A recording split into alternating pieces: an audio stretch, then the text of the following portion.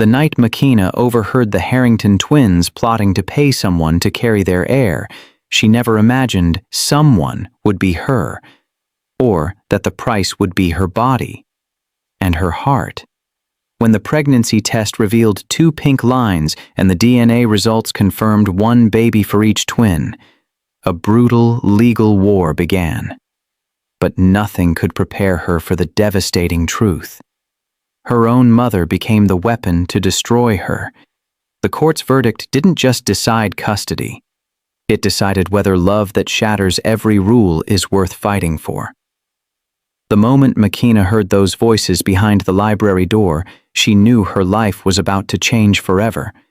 She stood frozen in the hallway, her cleaning cart halfway between the marble floor and her trembling hands. The penthouse was supposed to be empty. The Harrington twins were at some charity gala across town. She was just finishing her shift, moving through the rooms like a ghost, the way she always did. Invisible. That's what 23-year-old maids from Kenya were supposed to be in Manhattan penthouses that cost more than entire neighborhoods. You polished the mirrors. You folded the sheets. You scrubbed the floors until your hands bled. And you never, ever listened to conversations that weren't meant for your ears. But she heard them anyway. You're going to destroy everything we built. Adrian's voice cut through the silence like broken glass. She'd never heard him sound like this, always controlled, always measured. But now there was something raw underneath, something desperate. Hi, viewers. Kindly tell us where you're watching from and what time it is. Warm welcome to the family. Enjoy the story. I'm trying to save what's left of us. That was Elias, exhausted, stripped of his usual charm. The board is circling like sharks. Father's will. We have 6 months, Adrian, 6 months to produce an heir or everything goes to Uncle Lawrence. Makina's breath caught in her throat. An heir. 6 months. The words echoed in her head like a death sentence. Then we do what we have to do. Adrian's voice went cold, empty, the tone he used when he was about to destroy someone in a business deal. We find someone. Pay her. Get her pregnant. Simple transaction. You're talking about a human being. I'm talking about survival. Makina needed to leave. Now.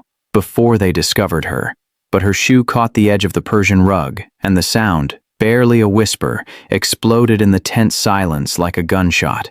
Everything stopped. Her heart stopped. Her breathing stopped. Time itself seemed to stop. Then both men appeared in the doorway, identical faces, completely different energies. Elias saw her first. His expression shifted from anger to surprise to something else. Something that made heat flush across her skin. Like he was seeing her for the first time. Not as the invisible maid, but as a woman standing in his hallway, witnessing his private devastation. But it was Adrian who terrified her. His face revealed nothing, but his eyes locked onto hers with the precision of a predator spotting prey. Dark, calculating, seeing straight through every wall she'd ever built. How much did you hear? Adrian's voice was soft, controlled, dangerous. Her mouth went dry, her tongue felt thick and useless. I was just finishing my shift, I'll go, I'm sorry. Answer the question. He took a step forward and Makina's back hit the wall instinctively. He didn't touch her, didn't need to. His presence alone was overwhelming. Adrian, Elias started, but his brother raised one hand sharply. Makina found courage she didn't know she had. She lifted her chin and met Adrian's cold gaze directly. Enough to know it's none of my business. For a long moment nobody moved. The 3 of them stood frozen in that hallway like a photograph. The tension so thick she could taste it on her tongue. Then something shifted in Adrian's expression. Just for a second. So subtle she almost missed it. But she saw it. The exact moment the idea formed in his head. The moment everything changed. His eyes narrowed slightly. His jaw tightened. and Makina felt an ice run down her spine because whatever Adrian Harrington was thinking, it involved her, and she had a feeling her invisible life was about to shatter into a million pieces. 3 days. 3 days since that hallway.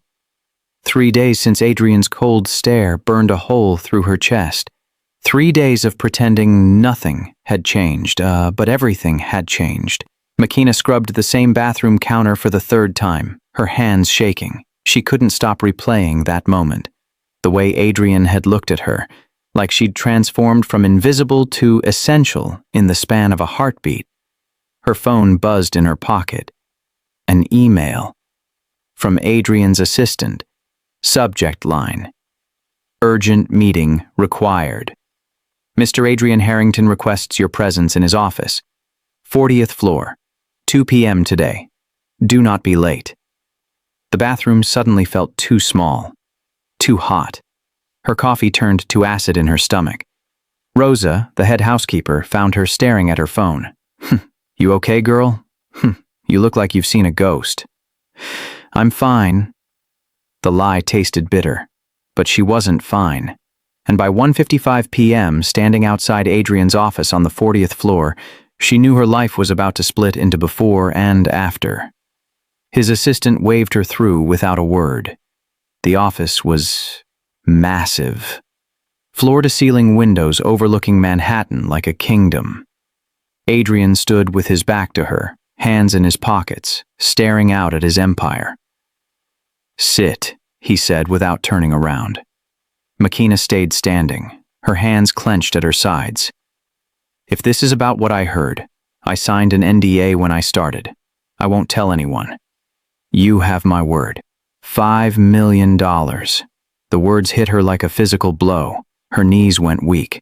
Adrian turned slowly. His face was pure business. No warmth, no emotion, just cold, calculated purpose. $5 million, Makina. In exchange, you carry a child for my brother and me. You give birth. You walk away. The child becomes the Harrington heir and you disappear with enough money to build any life you want. Anywhere in the world. The room spun. This couldn't be real. This couldn't be happening. You can't be serious, she whispered. I don't joke about business. He pulled out a folder thick with documents. The arrangement would be completely confidential. Medical care by the best doctors in the country. Private residence during pregnancy. After birth, you sign over all parental rights and leave. Clean. Simple. Profitable. I'm not an incubator. The words exploded out of her. No. Adrian stepped closer. Makina's back hit the wall. He didn't touch her, but his presence filled every space between them. You're a woman who sends 80% of her paycheck to Kenya every month. A woman who works 3 jobs and still can't afford to visit her family. A woman who's been wearing the same pair of shoes for 2 years because you can't justify buying new ones when your mother needs medication. How did he know all that? Her throat went tight. You investigated me. I investigate everyone who works in my home. His voice dropped lower, almost gentle, which somehow made it more terrifying. $5 million, Makina. Your sister finishes university. Your mother gets the surgery she's been delaying. You never have to scrub another floor or bite your tongue when someone treats you like you're invisible. You buy a house. You build a life. You become free. Tears burned behind her eyes, but she refused to let them fall. She would not cry in front of this man. And what do you get? The company survives. My father's legacy doesn't go to a man who'll destroy it and put 5,000 employees out of work. My brother and I maintain control of what we built.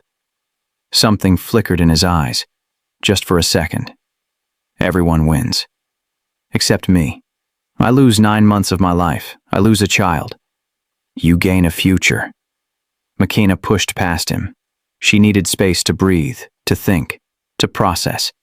$5 million? More money than she'd see in 10 lifetimes. More money than her entire family had earned in 3 generations. It was impossible, insane, wrong. But God help her, she was considering it. I need time, she whispered, staring out at the city below. You have 24 hours, Adrian said from behind her. After that, I find someone else. She closed her eyes. And if I say no, then you say no. You keep your job. We never speak of this again, he paused. But you'll always wonder what your life could have been. Makina turned to face him, and she saw something in his expression that terrified her more than anything else. Certainty. Absolute certainty that she would say yes, because men like Adrian Harrington didn't make offers unless they already knew the answer. She walked out of that office with a folder in her hands and a choice that would destroy her no matter what she decided. 24 hours. The clock was already ticking. Makina couldn't breathe. 3 a.m. Her tiny room in the servants' quarters felt like a coffin. She'd been staring at the ceiling for hours, Adrian's folder on her nightstand like a loaded gun. $5 million. Her phone buzzed, a text from her sister Amara. Big exam tomorrow. Wish me luck. Love you, sis. Makina typed back with shaking hands. You'll be amazing. Love you more. But what she really wanted to say was, what if I could give you everything? What if I could make sure you never have to struggle like I have? What if I could save us all? The thought made her sick. She threw off the covers, grabbed a sweater. The penthouse terrace was off limits to staff, but she didn't care anymore. She needed air, space, something to stop the walls from closing in. The city lights stretched below her like scattered diamonds. Cool night air filled her lungs, but it didn't help. Nothing helped. Couldn't sleep either? Makina spun around so fast she almost stumbled. Elias stood in the terrace doorway. Sweatpants, faded t-shirt, bare feet. His hair was messy. He looked nothing like the polished billionaire from the magazines. He looked human, tired, real. I didn't mean to intrude, Makina said quickly, already moving toward the door. I'll go. You're not intruding. He stepped onto the terrace, letting the door close behind him. But he kept his distance. Respectful. I come up here when I can't turn my brain off. Usually around 3 a.m. when the world is quiet enough to think. What are you thinking about? The question slipped out before she could stop it. Too personal. Too familiar. But Elias didn't seem to care about boundaries. He looked at her with those warm brown eyes, and Makina felt seen in a way that terrified her. I'm thinking about impossible choices. About the difference between what's right and what's necessary. About whether I'm my father's son or my own man. Your brother told me about his offer. The words hung between them like a confession. She hadn't meant to say it, but suddenly it was there, and there was no taking it back. Something that looked like pain crossed Elias's face. Of course he did. Adrian doesn't waste time. And? Makina's voice came out sharper than intended. Are you here to negotiate? Add another $1 million to the price? I'm here to tell you that you should say no. The answer was so unexpected that Makina actually took a step back. What? Say no, Makina. He turned to face her fully. In the moonlight, she could see exhaustion in his eyes, and something deeper, regret, guilt. My brother sees everything as a transaction. People, relationships, love. It's all just business to him. Numbers on a spreadsheet. But you're not a transaction. You're... He trailed off, shook his head. I'm what? Makina demanded, suddenly angry at both of them, at this impossible situation, at herself for even considering it. I'm what, Elias? A poor maid you feel sorry for? A problem that needs solving? You're the first real thing I've looked at in 5 years. The confession hung in the air between them, raw, honest, completely unexpected. Makina's breath caught, her heart stuttered. Don't, she whispered. Please don't do that. Don't make this about feelings when we both know what this really is. I'm staff. You're a billionaire. This is business. What if it didn't have to be? Elias moved closer, gentle, like approaching something wild that might bolt. What if it could be about more than money and contracts and desperate solutions? Then you're a fool. Maybe I am, he smiled sadly. But I'd rather be a fool than a monster. McKenna felt tears threatening. You don't even know me. I know you work 3 jobs. I know you send money home every month to people you love more than yourself. I know you make the best coffee I've ever tasted, even though that's not your job. I know you sing when you think no one's listening, and it's the most beautiful sound in this entire empty penthouse. His voice had gone soft. Intimate. I know you deserve better than this. Better than Adrian's cold offer. Better than me, honestly. But I can't stop thinking about you, McKenna. And I can't watch my brother turn you into another business transaction. What choice do I have? Her voice broke completely. You don't know what it's like. Being one emergency away from losing everything. Watching your mother get sicker because she can't afford treatment. Seeing your sister's dreams get smaller every year because there's no money. I know, Elias said quietly. And I hate that Adrian's right. I hate that money can solve your problems, but I'm asking you anyway. Please say no. Why? Because of us. The possibility of us. McKenna laughed, but it came out bitter. There is no us. There can't be. Why not? Because you're asking me to choose between survival and a fantasy that'll never be real. Elias was close enough now that she could smell his cologne, something expensive and subtle that made her dizzy. I don't care about the empire if it costs me my soul, and this, what Adrian's asking you to do, it would cost both of us our souls. Pretty words don't pay for surgery. Elias kissed her. It wasn't smooth or practiced. It was desperate and honest and tasted like midnight and regret and impossible possibility all mixed together. And God help her. McKenna kissed him back. When they broke apart, both breathing hard, Elias rested his forehead against hers. I'm falling for you. I know I shouldn't, but I am and I can't stop. McKenna's hands were shaking. Her whole body was shaking. This is insane. I know. Your brother is going to kill us both. Probably. I should say no to everything.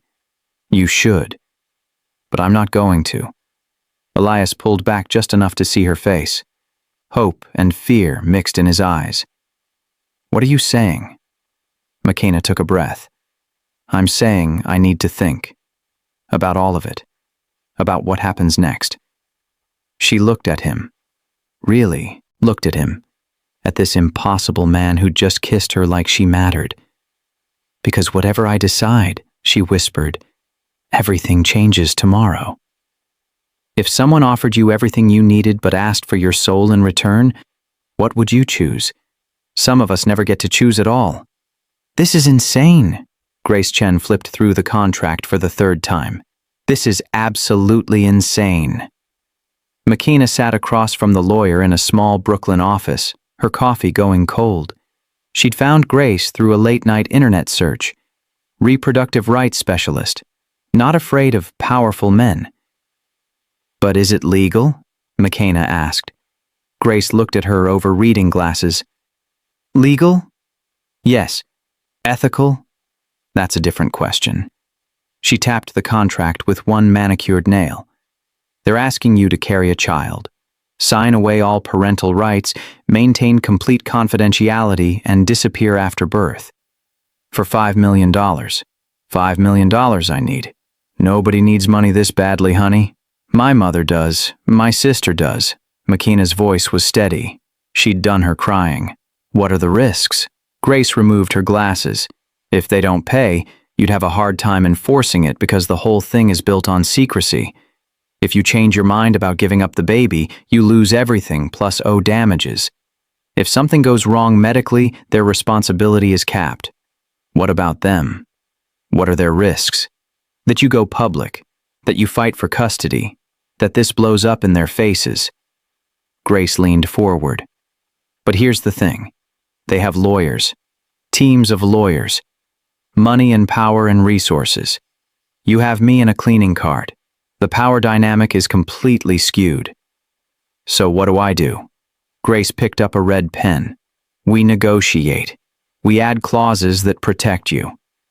For 2 hours they went through it line by line. Payment schedules, McKenna controlled, medical protections, mental health support, an exit clause if she felt unsafe. There's one thing I can't protect you from, Grace said finally. The emotional toll. Carrying a baby for 9 months, then giving it up. That's going to hurt. McKenna's hands rested on her flat stomach. I don't have a choice. Everyone has a choice. Not when all the choices are terrible. The contract negotiation happened in a neutral hotel conference room. McKenna brought Grace. Adrian brought 3 lawyers. Elias sat between them looking like he wished he was anywhere else. The negotiations were brutal. Adrian's team tried to reduce the upfront payment. Grace shut them down. They tried to add more restrictive confidentiality clauses. Grace countered with protections for McKenna's mental health. 4 hours in, one of Adrian's lawyers complained. We're already paying her an extraordinary amount. You're asking her to grow a human being and give it away, Grace interrupted. There's no amount of money that makes that not excessive. So either you meet our terms or my client walks. Adrian held up a hand, silencing his team. He looked directly at McKenna. Is this really what you want? All these protections? It makes it seem like you don't trust us. I don't, McKenna said simply. I don't know you. And what I've seen so far is 2 men desperate enough to pay for a baby. That doesn't inspire trust. Something that might have been respect flickered across Adrian's face. Accept her terms. Adrian, one lawyer started. Accept her terms. Elias had been quiet through most of it, but now he spoke up. There's one clause we need to add. Everyone turned. A safety clause, Elias continued. If at any point McKenna feels unsafe, uncomfortable, or coerced, she can walk away. No penalties. She keeps whatever money she's been paid. Adrian's lawyers looked horrified. That's a massive liability. I don't care, Elias said firmly. Add it. McKenna felt something crack in her chest. She looked at Elias across the table, and for a moment it was just the 2 of them. His eyes said what his words couldn't. I'm trying to protect you, even from us. Fine, Adrian said after a pause. Add it. At 11 p.m., after 7 hours, the contract was finalized. McKenna stared at the signature line. Pen hovering. This was it. The moment everything changed. Grace leaned over.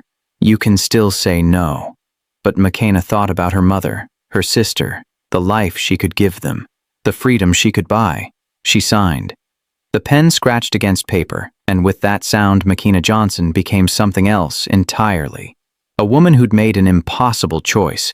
A woman who'd sold 9 months of her life for $5 million and a future she couldn't quite imagine.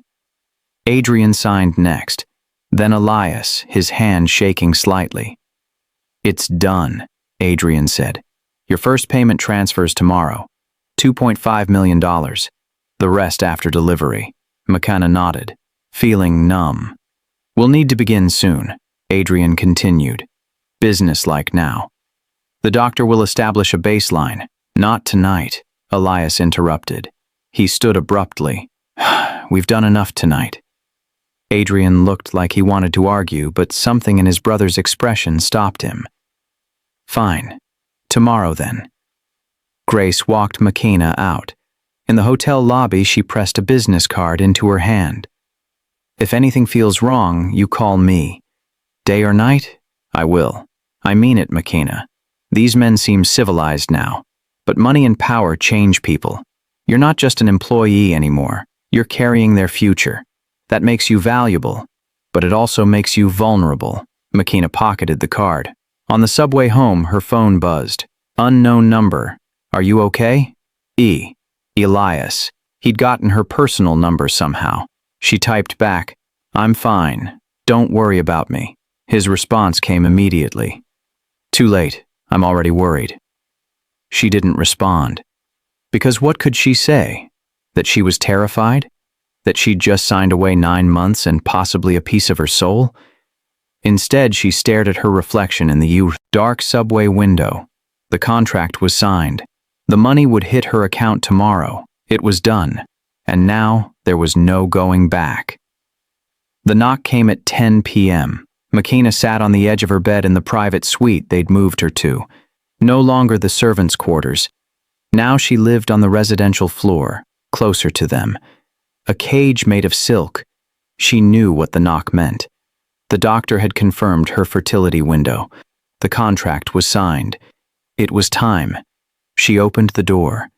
Adrian stood there in slacks and a dress shirt rolled to his elbows, looking like he'd come straight from a meeting. "We need to start," he said without greeting. McKenna's heart kicked into her throat. Now? Now. The doctor says the next 3 days are optimal. He stepped into her room without waiting for invitation. The sooner we begin, the better our chances. Where's Elias? He'll be here soon. He needed time to prepare himself. And you don't? I don't need time to do what's necessary. Is that what I am? McKenna heard bitterness in her own voice. Necessary? Adrian moved to the window, his back to her, but she could see tension in his shoulders. You're the solution to an impossible problem. That makes you the most important person in my life right now. How romantic. Romance is for people who have the luxury of feelings. We don't have that luxury. Then what are we waiting for? McKenna demanded, anger suddenly flaring hot. If this is just business, just a transaction, why are we talking? Let's get it over with. She reached for the hem of her shirt, ready to pull it off, ready to reduce this to its most basic function. But Adrian caught her wrists. Don't, he said quietly. Why not? Isn't this what you want? Yes, but not like this. His grip was gentle but firm. Not with you treating yourself like you're worth nothing more than a body. Haha, that's exactly what I am in this arrangement. You're more than that. Am I? McKenna looked up at him. Then what am I, Adrian?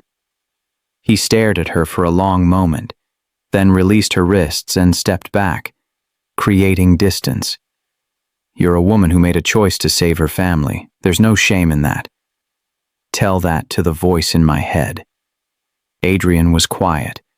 Then, unexpectedly, he asked, What would your mother think? McKenna's throat went tight. She'd be disappointed, ashamed. My mother raised me to believe in dignity, in never selling pieces of yourself no matter how desperate you get. And yet you're doing this anyway. Because maybe I'm not as strong as she wanted me to be. Or maybe you're stronger. It takes courage to sacrifice your principles for people you love. A knock interrupted them. Elias entered without waiting. He looked between McKenna and his brother, and something flickered in his expression. Am I interrupting? No, Adrian said. I was just leaving. Leaving? Elias's voice sharpened. Adrian, we agreed. I know what we agreed, but not tonight. Adrian moved toward the door, but Elias blocked his path. We don't have time to wait. I know. Adrian's voice went hard, but I'm telling you, not tonight. The brothers stared at each other, some silent argument in a language only twins understood. Finally, Elias stepped aside. Adrian left without another word. McKenna and Elias stood in sudden silence. I'm sorry, Elias said softly. I shouldn't have pushed. He wasn't ready. Was he protecting me or protecting himself? Maybe both. Elias moved closer, but kept respectful distance. And what about you? Are you ready? No. The honesty in his voice was devastating. I'm not ready to treat you like a transaction. I'm not ready to pretend this is just biology. Then why are you here? Because I can't let my brother do this alone. Because this is my responsibility too. He ran a hand through his hair. Because even though this is insane, I want to be here with you. Don't make this about feelings. Why not? I already told you I'm falling for you. But it makes it easier if we treat it like business. I don't want easy. I want real. Real hurts. I know. Elias was close enough now that she could smell his cologne. But pretending doesn't hurt less. It just makes you numb. He raised his hand, cupped her face gently. Tell me to leave. Tell me you want me to go, and I will. McKenna kissed him. Not because of the contract, not because of money or timelines, but because she'd been wanting to kiss him again since that terrace, and she was tired of pretending she didn't. He tasted like longing and things that shouldn't be said out loud. When they broke apart, both breathing hard, Elias rested his forehead against hers. We don't have to do this tonight. Yes, we do. The timeline. I need you to listen, he interrupted. This doesn't happen unless you want it.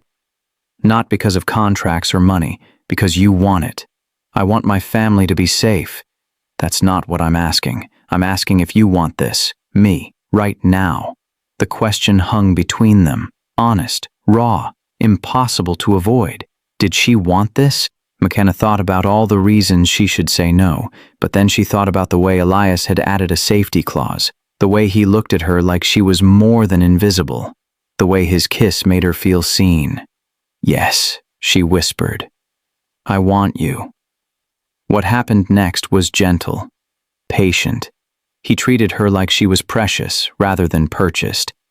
They talked afterward, lying tangled in expensive sheets about nothing and everything. He told her about growing up as a twin, always half of a whole. She told him about Nairobi, about her mother selling vegetables, about dreams that got smaller until she crossed an ocean looking for bigger ones. Somewhere around 3 a.m., he kissed her forehead. I should go. Why?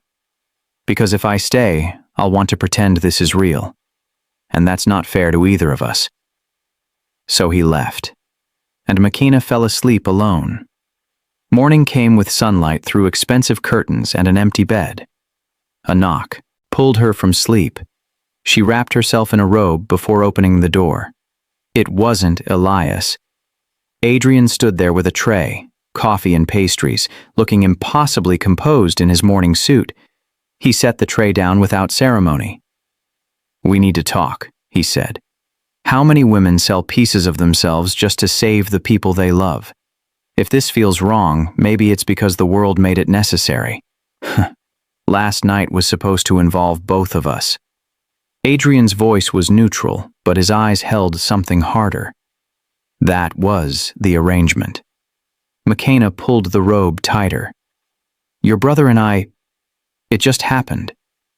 Things don't just happen with billions of dollars on the line. Adrian paced to the window, his back to her. My brother has feelings for you.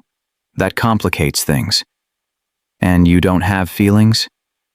I don't have the luxury of feelings. That's not an answer. Adrian turned, and McKenna saw something flash across his face before his mask settled back. My feelings are irrelevant. What matters is fulfilling our Father's will. That requires both of us to participate equally. So you're here to claim your turn? Bitterness crept into her voice. Make sure you get your money's worth? Don't reduce this to that. Then what should I reduce it to? This is exactly what we agreed to. Clinical, transactional.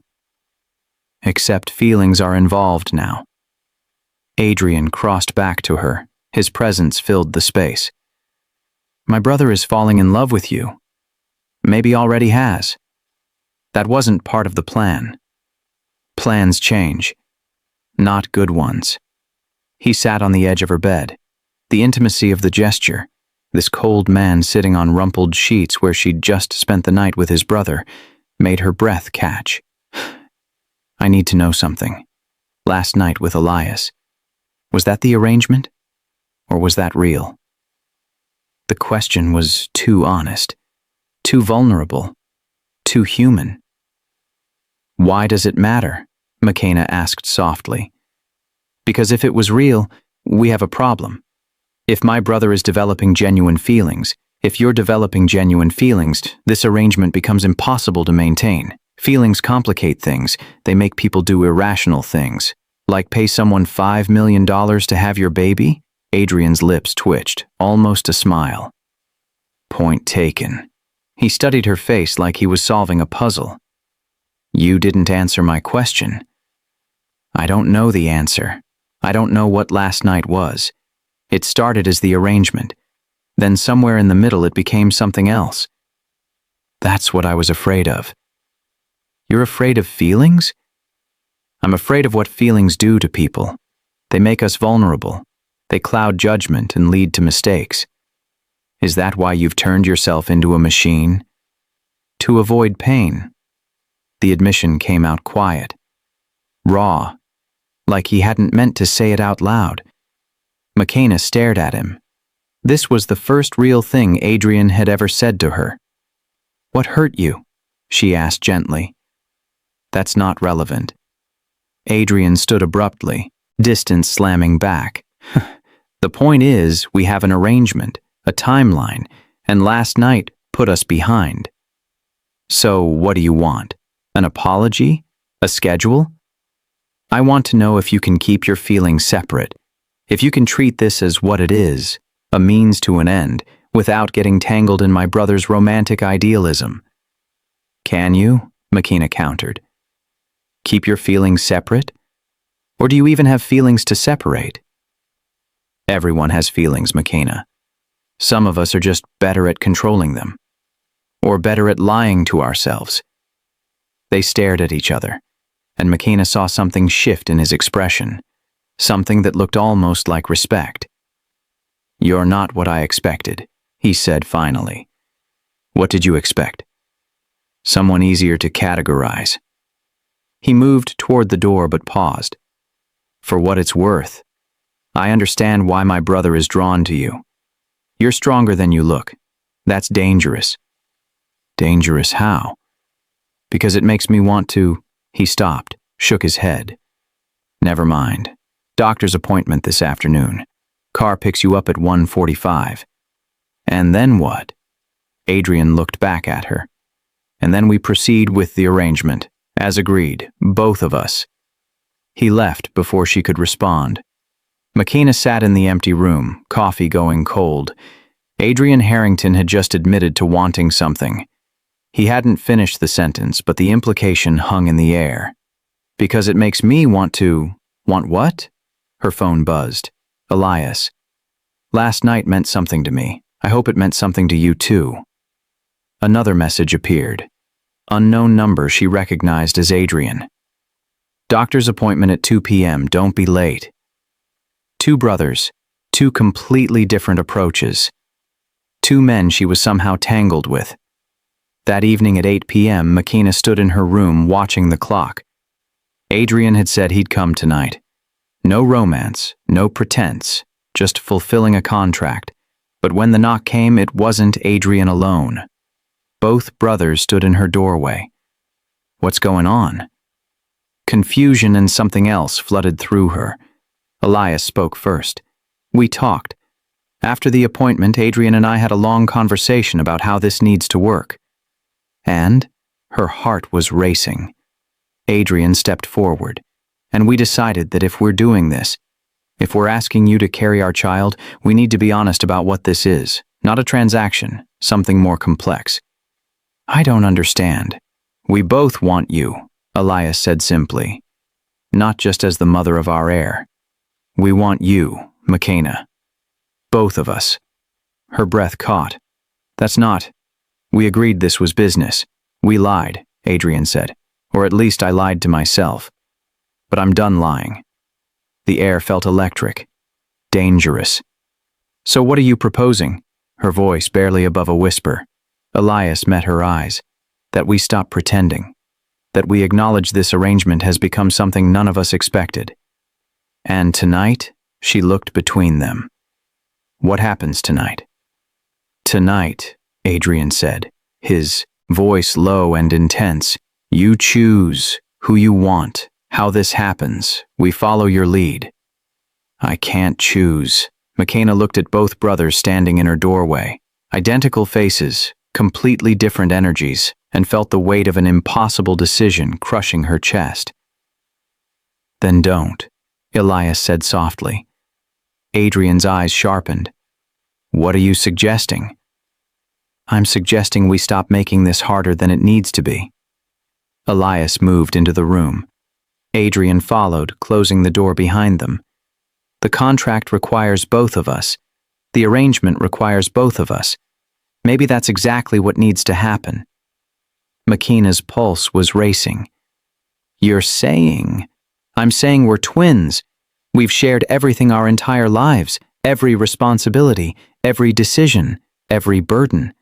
Elias's voice was gentle but firm. Maybe it's time we shared this too, if you're willing. The room felt like it had shrunk, or expanded into something vast and terrifying and exhilarating all at once. This is insane, McKenna said. Agreed, Adrian replied, but so is everything else about this situation. Why stop now? He was right. Nothing about this was normal. Nothing followed any conventional script, so why was she trying to force it into conventional boundaries?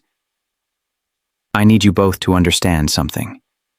McKenna found her voice, found her power. If we do this, any of this, it's on my terms, not the contract's terms, not your father's will. Mine. Name them, Adrian said immediately. I won't be treated like property. I won't be handled like a transaction. If I'm carrying your child, either of your children, then I matter. My feelings matter. My choices matter. They already do, Elias said. They always have. And when this is over, McKenna demanded, when I've given birth and the contract says I disappear, what then? Do I just walk away and pretend none of this meant anything? The brothers exchanged a look. The contract can be renegotiated, Adrian said carefully, if circumstances change. If circumstances change. I'm not talking about circumstances. I'm talking about a child, about a life, about, her voice cracked, about whatever this thing is between us. Then let's figure it out. Elias moved closer. Together, all three of us. This is insane, McKenna repeated, but there was less conviction now. Most beautiful things are, Adrian said, and the rare vulnerability in his tone undid something in her chest. She looked at them both. These impossible men who'd turned her life upside down and made a choice that terrified and thrilled her in equal measure. Okay, she whispered. Okay. What happened that night was unlike anything McKenna had ever experienced.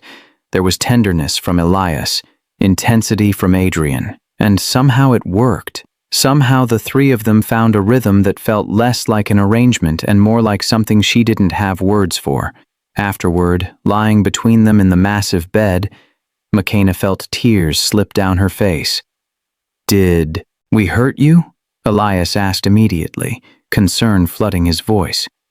No, she wiped at her eyes.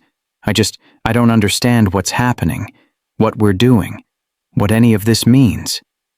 Adrian's hand found hers in the darkness. It means we're writing our own rules. But what if that's not enough? What if... Don't think about what if, Elias interrupted gently. Just think about right now. This moment. The three of us here together. This moment doesn't last forever. No, Adrian agreed, but it's still real while it lasts. They fell asleep like that. Three people who shouldn't fit together, somehow making it work. The next 2 weeks passed in a strange blur. Medical appointments, careful planning, the three of them navigating something that had no roadmap. McKenna felt different, tired in a way she couldn't explain, her breasts tender. Small changes she tried not to think about, until the morning she woke up nauseous. She stared at the pregnancy test in her bathroom, hands shaking. 2 pink lines stared back at her, clear, undeniable, pregnant. There was a life growing inside her, a Harrington heir, the solution to an impossible problem. And maybe, just maybe, something more. She called the doctor, scheduled an appointment, confirmed what the home test already told her, and then she had to tell them.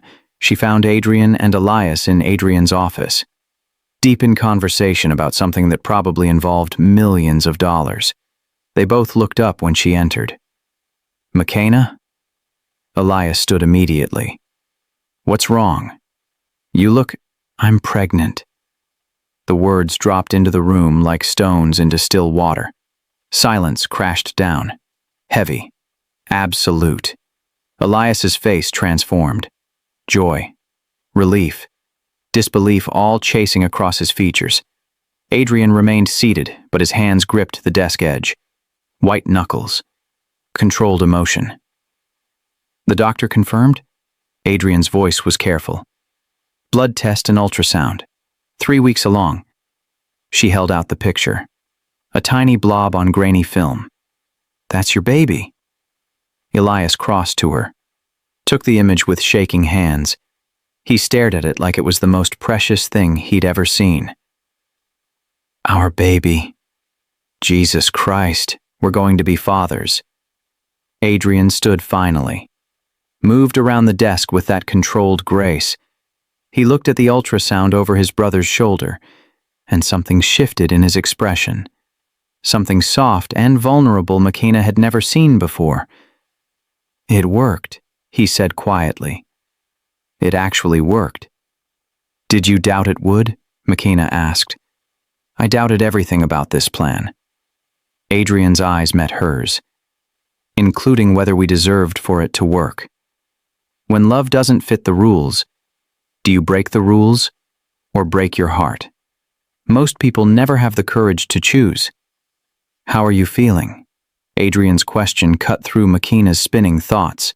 She stood there holding the ultrasound picture while both brothers stared at her with identical faces showing completely different emotions. "Terrified," she admitted. "Overwhelmed. Like I just made everything infinitely more complicated." "You made it real," Elias corrected.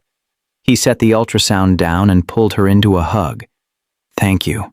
God, McKenna. Thank you." She let herself be held, let herself feel the warmth of his embrace. Over his shoulder, she saw Adrian watching them with an expression she couldn't read. "We should celebrate," Elias said, pulling back. "Dinner. We should—" "Elias, slow down." Adrian's voice cut through his brother's enthusiasm. "We need to think about next steps. Medical care, publicity management, the board. For once in your life, can you not think 3 steps ahead?" Elias turned on his brother. "Can you just be happy about this? Just for 5 minutes?" "I am happy." "You have a funny way of showing it. Not all of us express emotion through grand gestures." They were heading toward an argument, and McKenna felt exhaustion wash over her. "Stop. Both of you, just stop." They fell silent. "I didn't come here to watch you two fight." Her voice was steady, but her hands were shaking. "I came because you deserve to know. Because this is your child too. But I need you to understand something." Both men turned their full attention to her. "This baby is real now. Not a contract clause. Not a solution to your father's will. A real living person who's going to have feelings and needs." Her voice caught. "And I'm terrified I'm not going to be able to walk away when this is over." The admission hung in the air like a confession.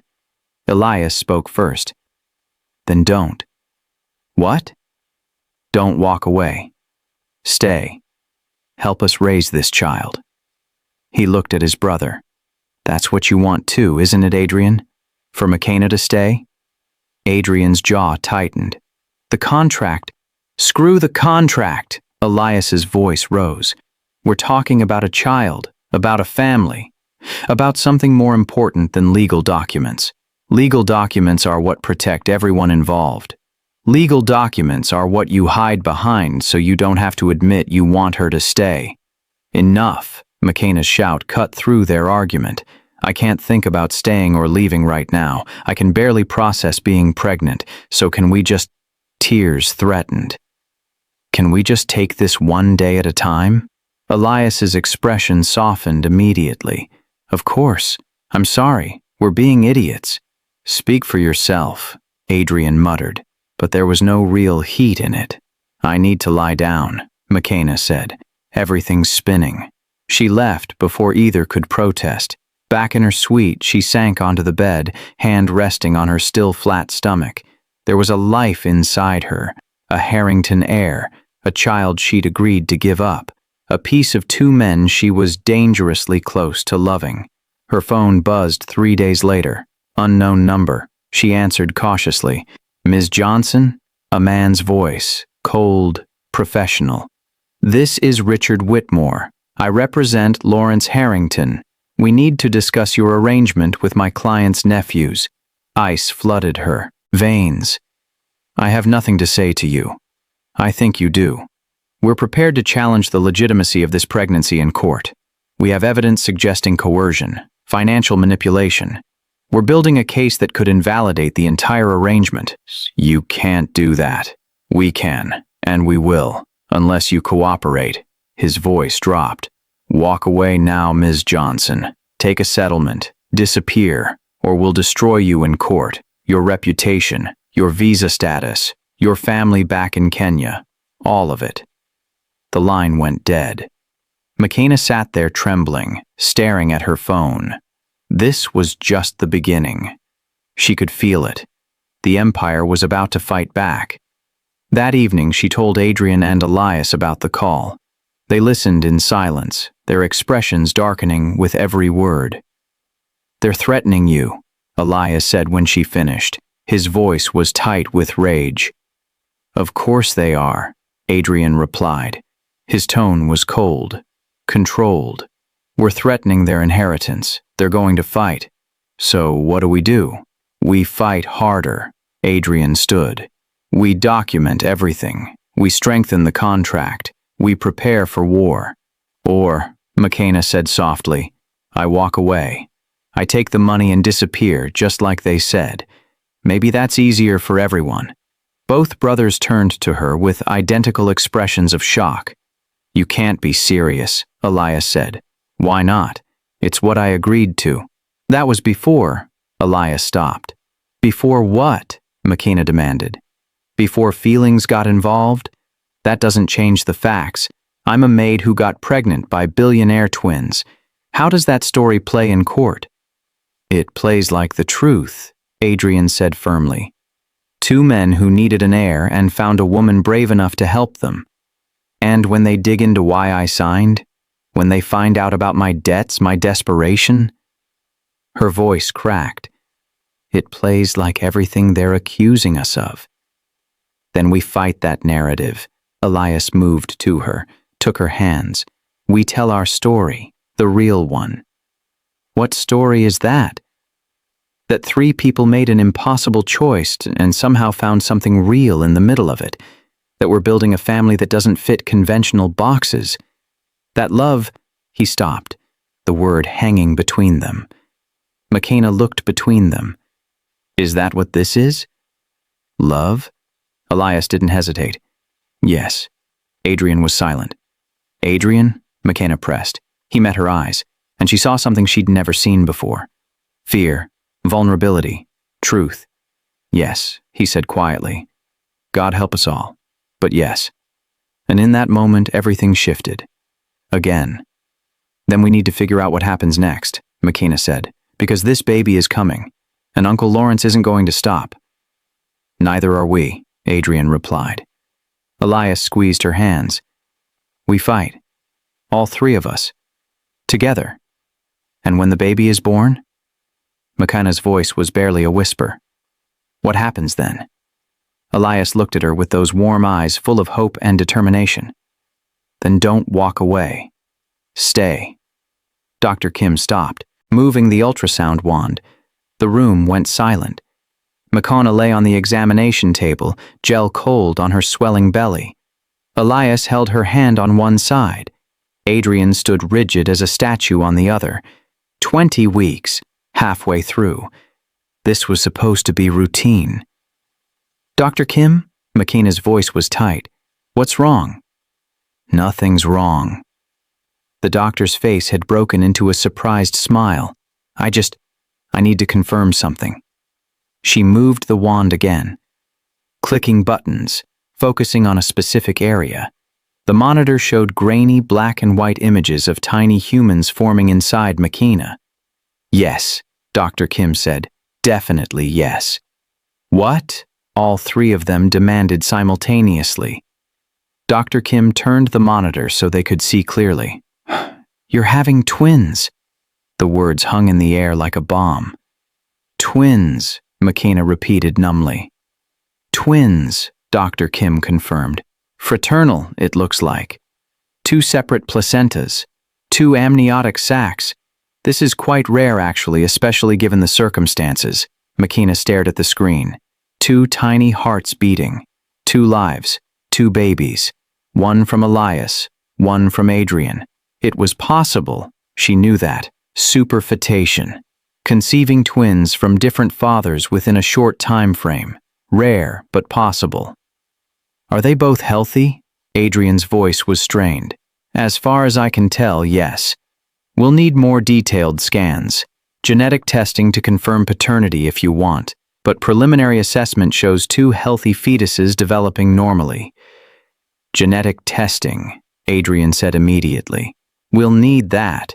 Elias laughed. It came out slightly hysterical. 2 babies. We're having 2 babies." "This changes everything," Makina whispered. She looked between the brothers. "The contract, the arrangement, the will requires 1 heir," Adrian said, his business mind already processing. 2 heirs solidifies our claim even more. Uncle Lawrence can't challenge this." "This isn't about your uncle." Makina's voice rose. "This is about 2 lives. 2 children who are going to grow up asking questions about their family, about their mother." "You're their mother," Elias said firmly.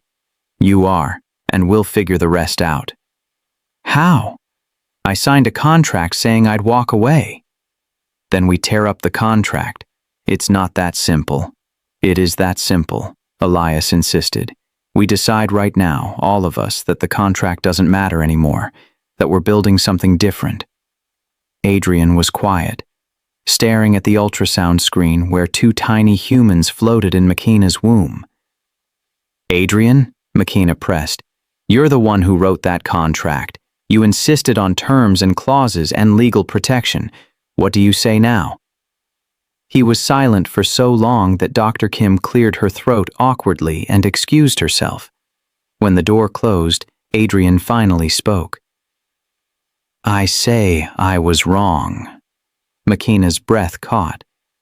"About what?" she asked softly. "About everything. About thinking this could be reduced to business. About believing contracts could protect us from feelings." His voice cracked slightly. "About thinking I could watch you walk away carrying pieces of us and be okay with it." Tears slipped down Makina's cheeks. "So what do we do?"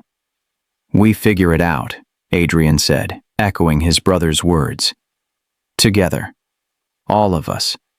However messy and complicated it seems. Your family will fight this. Let them fight. We'll fight back. You could lose everything. We'd lose more if we lost you." Adrian's hand covered hers on her belly. Elias's hand joined them. "Both of you. All of you." Makina looked at their hands. 3 sets resting on her stomach where 2 lives grew, and felt something settle in her chest.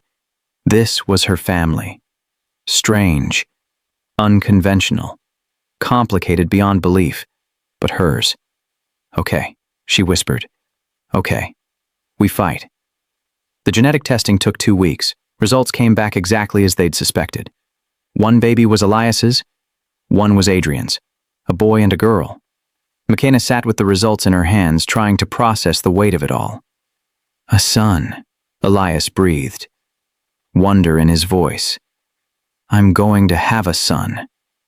And I have a daughter, Adrian said quietly. A daughter. We have children, McKenna corrected. All of us. These babies don't belong to one parent. They belong to all three of us. Both brothers looked at her. Is that what you want? Elias asked. For us to be a family? I don't know what we are, McKenna admitted. I don't know what to call this. But I know I can't walk away. I can't carry these babies for 9 months and pretend they don't exist. And I can't. She looked between them. I can't pretend you both don't matter to me. Matter how? Adrian pressed. McKenna took a breath. The truth was terrifying, but it was time. I love you both. Differently. Completely, and I don't know how to make sense of that. Silence. Then Elias smiled. You don't have to make sense of it. You just have to let it be true. And if the world doesn't understand, then screw the world, Adrian said. We build our own world, our own rules. You're really willing to do that? Risk everything? We already risked everything the day we made this arrangement, Adrian pointed out. At this point, we might as well go all in. McKenna laughed through tears. This is insane. Best things usually are. And for the first time since this entire impossible journey began, McKenna felt hope. Real, solid, undeniable hope. They were going to make this work, somehow. But first they had to survive what was coming, because Uncle Lawrence had just filed a lawsuit that would tear their family apart before it even had a chance to exist. 2 babies, 2 fathers, 1 mother. If your family doesn't look like everyone else's, does that make it less real? Some of us are still searching for that answer. May I come in? The woman didn't wait for an answer. She swept into McKenna's suite like she owned it. Expensively dressed, sharp eyes, sharper smile. McKenna recognized her from photos. Catherine Harrington, Uncle Lawrence's wife. The aunt who'd been conspicuously absent from every family conversation. I don't think the twins would want you here, McKenna said, staying by the door. The twins aren't here, which is why I came now. Catherine settled into a chair with practiced ease. You and I need to have a conversation. Woman to woman. About what? About what you think you're doing. McKenna crossed her arms over her swelling belly. I'm not doing anything except fulfilling a contract. Oh, honey, if you think this is just about a contract, you're even more naive than I thought. Catherine's smile was cold. You're sleeping with both of them, aren't you? The twins. You've managed to get yourself tangled up with both Harrington heirs. That's none of your business. It's absolutely my business when it threatens my family's legacy.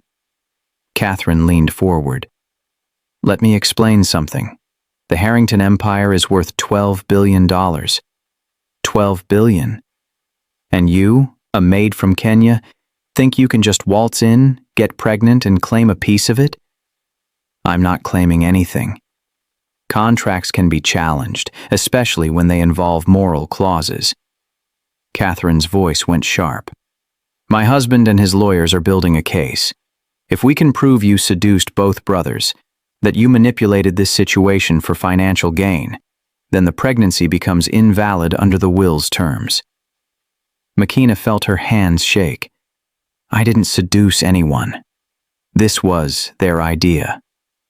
Prove it, Catherine stood, in court, in front of judges and the media and the entire world watching you explain how you ended up pregnant by identical twin billionaires. How do you think that story plays? It plays like the truth. The truth is malleable, dear. It depends on who's telling it, and my husband has much better lawyers than you do. I have lawyers too. You have one lawyer, Grace Chen. Good, but not great. She specializes in reproductive rights, not billion-dollar estate litigation. Catherine moved toward the door. Here's what's going to happen. You're going to fulfill your contract, have the babies, take your money, and disappear. If you try to stay, if you try to claim any ongoing relationship with my nephews or their children, we'll destroy you." The threat hung in the air like poison. "You'd ruin an innocent woman just to protect your husband's inheritance?" "I'd do whatever necessary to protect my family, just like you would." Catherine paused at the door. "The difference is, I have the power to make it happen. You're just a maid who got lucky. Don't forget that." She left, and McKenna stood in the empty suite, trembling. She didn't tell the twins. Not immediately. Instead, she called Grace Chen with shaking fingers. "They're threatening you," Grace said after McKenna explained. "Classic intimidation tactic. They want you scared enough to walk away without a fight." "So, what do? You document everything, every threat, every interaction. You stick to the contract, and you decide right now whether you're prepared to fight if it comes to that. Fight how? For custody. For your place in this family. For whatever this arrangement has become." Grace's voice was serious. "Because here's the thing, McKenna. You went into this, thinking it was a transaction. But it's not anymore, is it?" "No," McKenna admitted. "It's not." "Then you need to decide what you want. Really want. Because the Harringtons are going to force your hand. They're going to make you choose between money and your children, between security and love, and you need to know your answer before that moment comes." After hanging up, McKenna sat with her hand on her belly, feeling the tiny lives moving inside her. What did she want? The honest answer terrified her. She wanted to stay. She wanted to raise these children. She wanted whatever impossible thing was growing between her and two brothers. But wanting and having were different things. That evening she told Adrian and Elias about Catherine's visit. They listened in silence, their expressions darkening with every word. When she finished, Elias exploded. "That manipulative! She had no right to threaten you." "She had every right," Adrian said quietly. "We're threatening their inheritance. Of course they're going to fight back. So what do? We fight harder." Adrian's voice went cold, steel. "We document everything. We strengthen the contract. We prepare for legal battle." "Or," McKenna said softly, "I walk away. I take the money and disappear, just like Catherine said. Maybe that's easier for everyone." Both brothers turned to her with identical shock. "You can't be serious," Elias said. "Why not? It's what I agreed to." That was before. Elias stopped. "Before what? Before feelings? That doesn't change the facts. I'm a maid who got pregnant by billionaire twins." "Catherine's right. How does that story play?" "It plays like the truth," Adrian said firmly. "Two men who needed an heir and found a woman brave enough to help them. A contract negotiated fairly. And when they dig into why I signed, when they find my debts, my desperation," her voice cracked, "it plays like extortion. Then we fight that narrative." Elias moved to her, took her hands. "We tell our story, the real one." "What story?" "That three people made an impossible choice and found something real, that we're building a family that doesn't fit boxes, that love—" He stopped. McKenna looked between them. "Is that what this is? Love?" Elias didn't hesitate. "Yes." Adrian met her eyes. "Fear, vulnerability, truth. Yes. God help us all, but yes." "Then we need to figure out what happens next," McKenna said, "because Catherine isn't stopping, and neither is Uncle Lawrence." "Neither are we," Adrian replied. Elias squeezed her hands, his voice steady, certain, absolute. "We fight," they said together. "All three of us." McKenna didn't know they'd contacted her mother. She walked into the courtroom that morning, 7 months pregnant with twins. The legal battle had been brutal. Weeks of depositions, lawyers asking invasive questions about her relationship with both brothers. Character witnesses painting her as a gold digger, but she'd held together. Grace Chen had built a strong case. They were gaining ground. Then she saw her, sitting in the witness box, wearing a borrowed suit, looking terrified and out of place. "Mama?" The word came out broken. Her mother's eyes found hers across the courtroom, and McKenna saw shame there, guilt, but also desperation. They'd paid her. Uncle Lawrence's team had offered money to testify. Lawrence's lawyer approached the witness stand. "Mrs. Johnson, you're McKenna's mother, correct?" "Yes." Her mother's English was accented but clear. "And you had no idea your daughter was pregnant until recently?" "No, she did not tell me." "Why do you think that is?" Grace objected, but the judge allowed it. "I think," her mother paused, pain written across her features. "I think she was ashamed of what she had done." The words hit McKenna like physical blows. She gripped the table edge. Elias reached for her hand, but she couldn't feel it. Couldn't feel anything except the ground opening beneath her feet. And what had she done? In your view? She sold herself. For money. Her mother's voice cracked. "I raised my daughter to have dignity, to respect herself. But she chose money over honor." The courtroom went silent. So silent McKenna could hear her own heartbeat thundering in her ears. "Thank you, Mrs. Johnson." Grace cross-examined, tried to establish that her mother had been paid, that she didn't understand the full context, but her mother just shook her head. "No one paid me to tell the truth," she said quietly. "My daughter made a choice. Now she must live with it." After court adjourned, McKenna tried to approach her mother, but Lawrence's team was already escorting her out. Her mother didn't look back. McKenna stood in the courthouse hallway, tears streaming, feeling like everything she'd built was crumbling. "She didn't mean it," Elias said, pulling her close. "They manipulated her. This isn't real." It felt real. McKenna's voice was hollow. The disappointment in her eyes, that was real. "Then we'll fix it.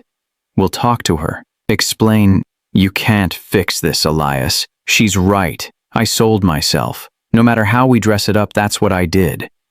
"You made an impossible choice," Adrian said firmly. "That doesn't make you a prostitute. That makes you human." But McKenna couldn't hear them. Couldn't hear anything except her mother's words echoing in her head. She sold herself for money. That night, McKenna packed a bag. She'd made it halfway down the hallway when Adrian stepped out of his room, blocking her path. "Where are you going?" "Away. I need space. Running won't solve anything. Neither will staying." Her voice rose. "My mother thinks I'm a disgrace. Your uncle is tearing apart my life. The press is catching wind of this. Everything is falling apart. So we hold together." Elias appeared from the other direction. She was trapped between them. "We don't fall apart when things get hard. I'm tired of fighting. I'm tired of being judged by everyone."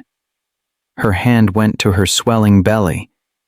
"Maybe Catherine was right. Maybe I should just disappear. Take the money and go." "You don't mean that," Elias said.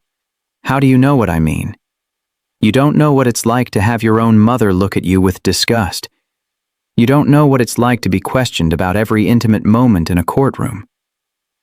"We love you," Adrian interrupted.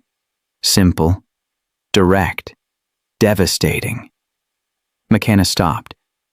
"We love you," he repeated. "Both of us. Completely. And we're not letting you run away from that." "Love isn't enough. Then what is?" Elias challenged. "Money? We have that.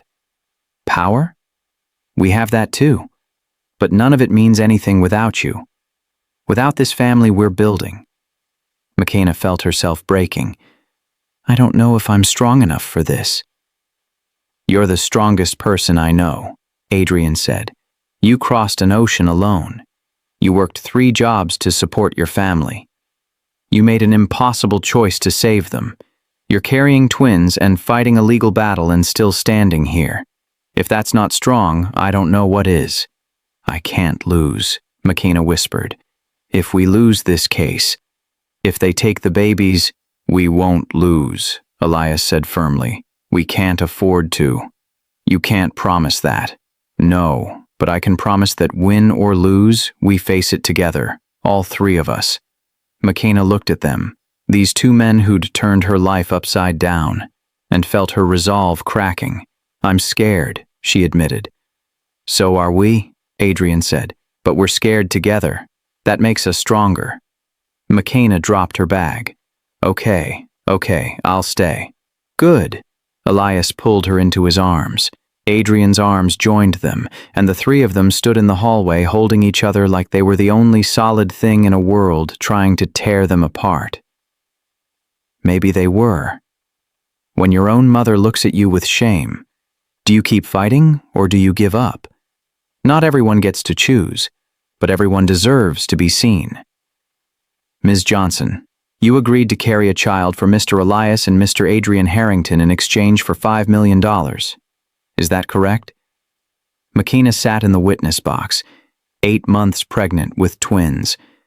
Her belly was so swollen she could barely fit in the chair. The courtroom was packed. Reporters lined the walls, everyone watching her like she was a spectacle. Lawrence's lawyer circled like a shark. Yes, McKenna's voice was steady. And you agreed to this despite having no prior relationship with either man? Yes. Some might call that prostitution. Objection, Grace Chen shot up. Counsel is badgering the witness. Sustained, Judge Monroe said sharply. Rephrase, counselor. The lawyer smiled thinly. Let me put it another way. You sold access to your body in exchange for money. How is that different from prostitution? Because I wasn't selling access to my body. I was offering to carry a child for 2 men who desperately needed an heir. There's a difference. Is there?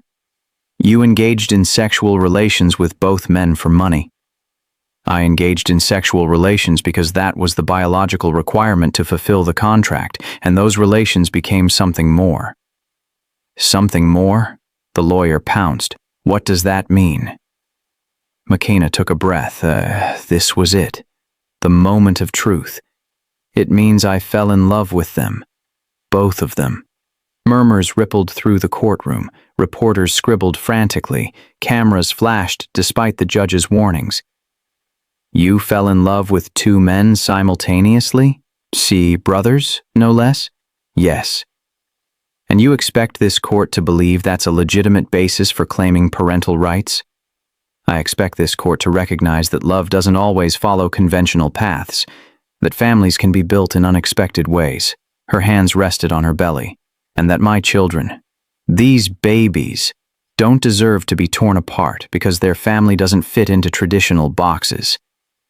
These babies were conceived as part of a business transaction. These babies were conceived with intention, care, and growing love, McKenna interrupted. Her voice strengthened.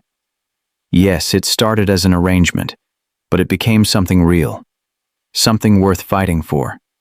The lawyer tried several more angles, suggesting she'd manipulated the situation, that she'd seduced both brothers for financial gain, that she was unfit to be a mother. But McKenna held firm.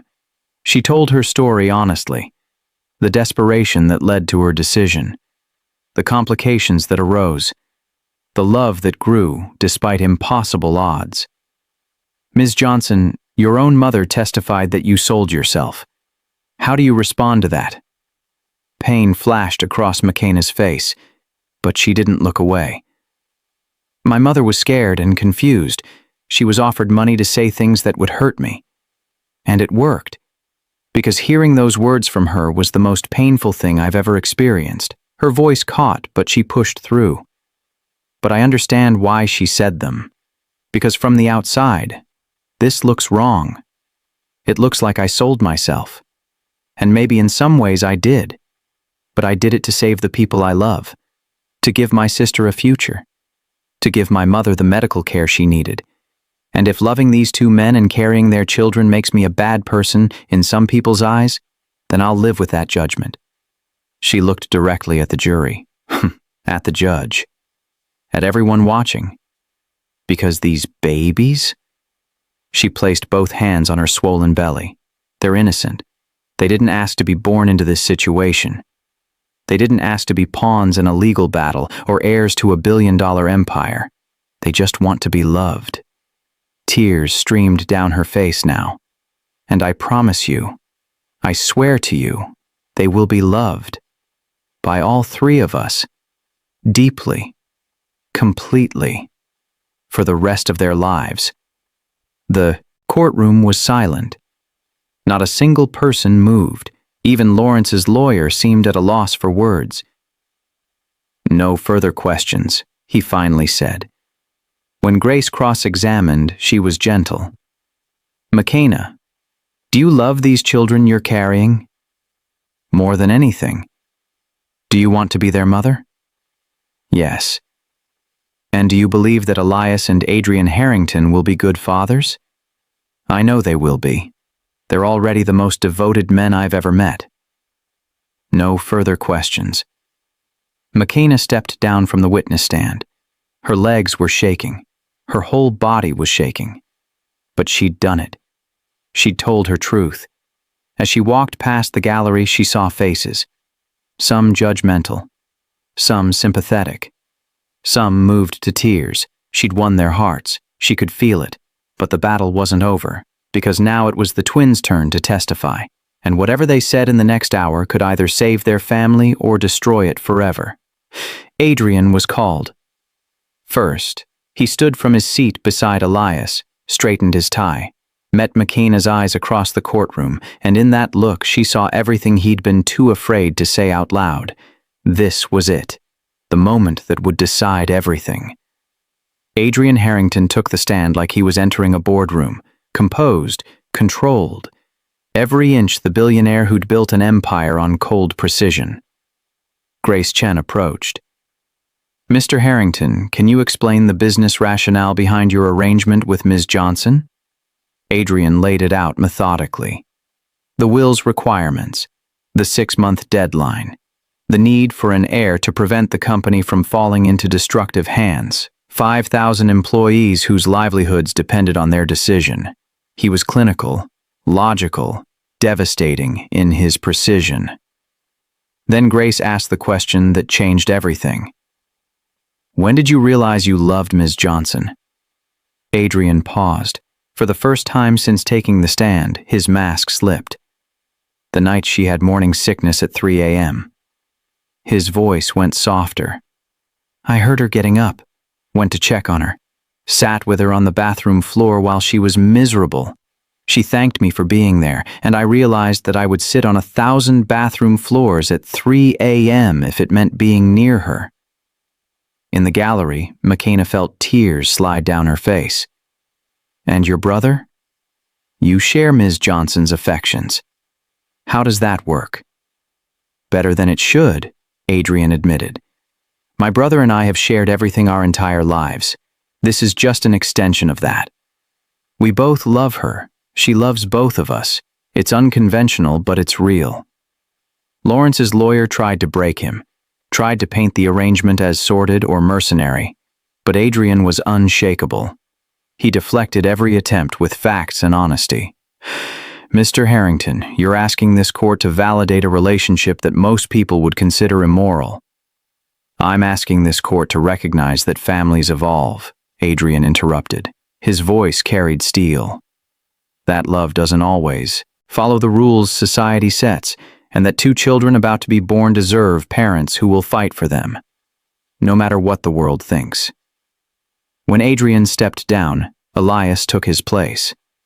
Where Adrian had been logic, Elias was pure emotion.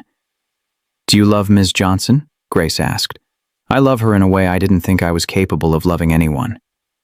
Elias's voice was raw, honest. She's changed me, made me better. And these children, our children, they're not just heirs or legal necessities. They're the future of a family that maybe doesn't look like what my father imagined. But it's ours, and it's real, and it's worth fighting for." He looked directly at the jury. "I know this situation seems wrong to a lot of people. I know it doesn't fit into neat boxes, but I'm asking you to look past convention and see what's really here. 3 people who found something beautiful in the middle of something impossible. 2 babies who will be loved fiercely by all 3 of their parents. A family that breaks every rule but follows the only one that matters: love." By the time closing arguments came, there wasn't a dry eye in the courtroom. Grace Chen gave a powerful speech about the evolution of family structures, about legal precedents for unconventional arrangements, about the clear evidence that all parties had entered this with informed consent and built something beautiful. Lawrence's lawyer argued about tradition, about protecting the Harrington legacy from scandal, about the sanctity of marriage. Then they waited. Judge Monroe took 2 weeks to deliberate, 2 weeks of living in limbo, 2 weeks of McKenna getting bigger, the babies growing stronger inside her, 2 weeks of the 3 of them holding on to each other and hoping it would be enough. McKenna was 9 days away from her due date when the call finally came. She was in the nursery they'd prepared. 2 cribs, 2 of everything, built for babies who might be taken away. Her phone rang. Grace Chen's number. "The judge made her decision," Grace said. "We're summoned back to court tomorrow morning." McKenna's hand went to her belly, felt both babies moving. "What do you think she'll decide?" "I don't know. But whatever happens, you need to be prepared." That night, lying in bed between Elias and Adrian, feeling their babies move beneath her hands, McKenna whispered, "Whatever happens tomorrow, I want you both to know something." What?" Elias asked. "This was worth it. All of it. The fear, the fighting, the complications. You were worth it." "We love you," they said together, and McKenna closed her eyes, storing this moment in her memory. Because tomorrow, everything could change. The courtroom was packed the next morning. Reporters, cameras, everyone waiting to see how this impossible story would end. Judge Monroe took her seat, opened her notes, and began to speak. "I've spent 2 weeks reviewing this case, and I'll be honest, it's one of the most unusual situations I've encountered in 20 years on the bench." McKenna's heart was pounding so hard she thought she might pass out. "On one hand, we have a contract entered into by consenting adults, negotiated fairly. On the other, we have questions about the spirit of the will that governs this inheritance." She paused, looking directly at McKenna and the twins. "But here's what I keep coming back to: the children. In 9 days, Ms. Johnson will give birth to twins. Those babies didn't ask to be born into this situation. They just want to be loved." McKenna felt tears streaming. "And from everything I've seen, from testimony, from evidence, from observing you 3 together, I believe those children will be loved, deeply, by all 3 of you." The judge looked down at her notes. "After careful consideration, I find that the contract between Ms. Johnson and the Harrington twins is valid and enforceable. The children she carries are legitimate heirs to the Harrington estate." Hope bloomed in McKenna's chest. "However," Judge Monroe raised her hand. "However, I have concerns about the current custody arrangement." The hope died. The original contract specified Ms. Johnson would relinquish all parental rights. Given the emotional bonds that have clearly formed, I don't believe that's in the best interest of the children anymore." "What are you saying?" Elias asked. The judge smiled. Actually smiled. "I'm saying the contract needs to be modified. Ms. Johnson should retain parental rights. All 3 of you should be recognized as legal parents to both children." The courtroom exploded. When you love someone, the world says you shouldn't. Do you stay silent or do you speak your truth? Silence protects no one. Love always costs something. The gavel came down. "This case is dismissed." 3 words that changed everything. McKenna sat between Adrian and Elias, both men holding her hands as the courtroom erupted into chaos. Reporters shouted questions, cameras flashed. Uncle Lawrence's face went white with rage before he stormed out. They'd won. Judge Monroe banged her gavel again. "Order! I'm not finished." The room quieted. "I'm ordering a new custody arrangement that recognizes all 3 parties as equal parents. I'm also ordering that the Harrington estate cannot be used as leverage to separate this family. If Mr. Lawrence wishes to continue challenging the will, he can do so through proper channels, but the children's welfare cannot be part of that dispute." She looked at Lawrence's lawyer. "Your client's motion is denied." The gavel came down one final time, and just like that, they'd won. Outside the courthouse, reporters swarmed them, cameras, microphones. Questions shouted from every direction. "Ms. Johnson, what's it like to be in a relationship with both brothers? Mr. Harrington, are you worried about public perception? Will this hurt your business?" Adrian held up a hand. Somehow, miraculously, the crowd quieted. "We have a statement," he said. His voice carried authority. The voice of a man used to commanding rooms. "Today, the court recognized what we've known for months, that family is defined by love, not convention, that our children will grow up in a home filled with support, care, and devotion from 3 parents who will fight for them every single day." He looked at McKenna and Elias. "We know this isn't what people expected. We know there will be judgment, criticism, questions, but we also know that we're building something real, something worth protecting, and we're not apologizing for that." Elias stepped forward. "Our father built an empire on taking risks, on seeing opportunities where others saw impossibility. This is our risk. This is our opportunity. To show that families can evolve, that love can expand beyond traditional boundaries, and that sometimes the most unconventional paths lead to the most extraordinary destinations." Then McKenna spoke, her voice clear despite her nervousness. "I came to America looking for a better life. I never expected to find this family, but now that I have them, now that I'm carrying these babies, I can't imagine my life any other way. So yes, we're unconventional. Yes, we're complicated, but we're also happy. And we're asking the world to let us be happy." The questions started again, but Adrian guided McKenna and Elias through the crowd to a waiting car. As they drove away from the courthouse, McKenna looked at both men, her family, and felt overwhelming gratitude. "We did it," she whispered. "We did it," Elias confirmed, kissing her forehead. Adrian squeezed her hand. "Now the real work begins." "What real work?" "Building our life, raising our children, figuring out how 3 people navigate parenthood together." McKenna laughed. "That sounds terrifying." "It sounds perfect," Elias corrected. And looking at them both, feeling their babies moving inside her, McKenna had to agree. It was terrifying. And it was perfect. Both at once. The media frenzy lasted a week. Their story was everywhere. Some outlets celebrated them as pioneers. Others condemned them as immoral. Most were just fascinated by the scandal. But slowly, the noise died down. Life settled into something resembling, normal. McKenna spent her days preparing the nursery. 2 cribs, 2 of everything. Adrian handled business remotely so he could be present. Elias hovered obsessively, worried about every twinge and cramp. They were building a life. Strange and unconventional, but theirs. Uncle Lawrence's appeal was denied 3 weeks later. The Harrington empire was secure. The twins had won on every front. McKenna was 38 weeks pregnant when her phone rang at midnight. Her mother's number. She answered with shaking hands. "Mama?" "My daughter." Her mother's voice was soft, broken. "I'm sorry.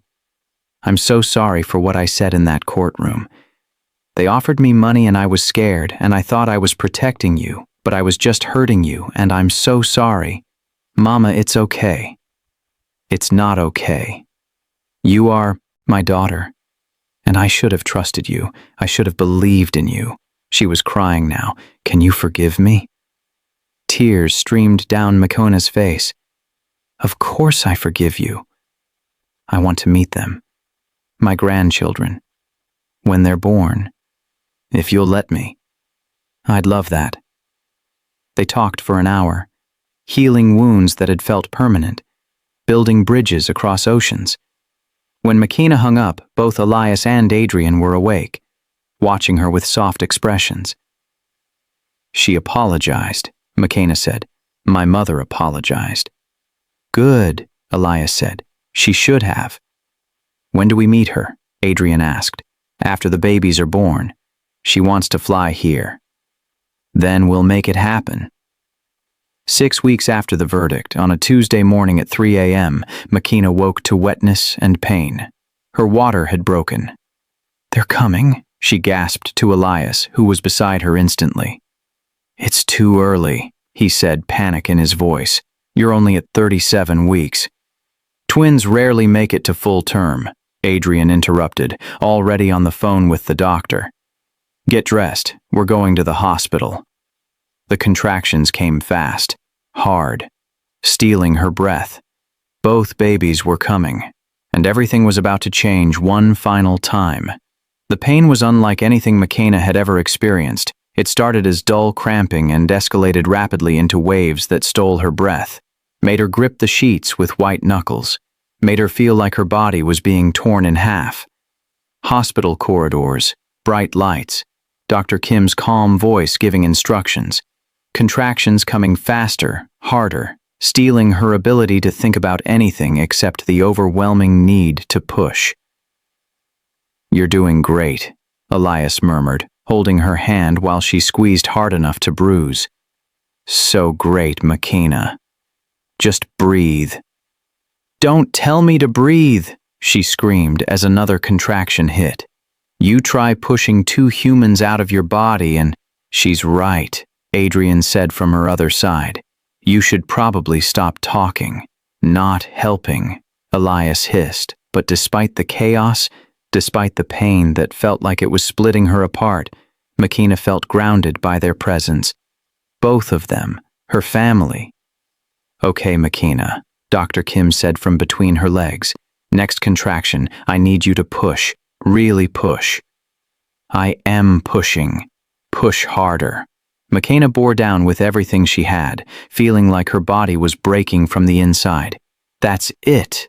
Dr. Kim's voice carried excitement. I can see the head. One more push.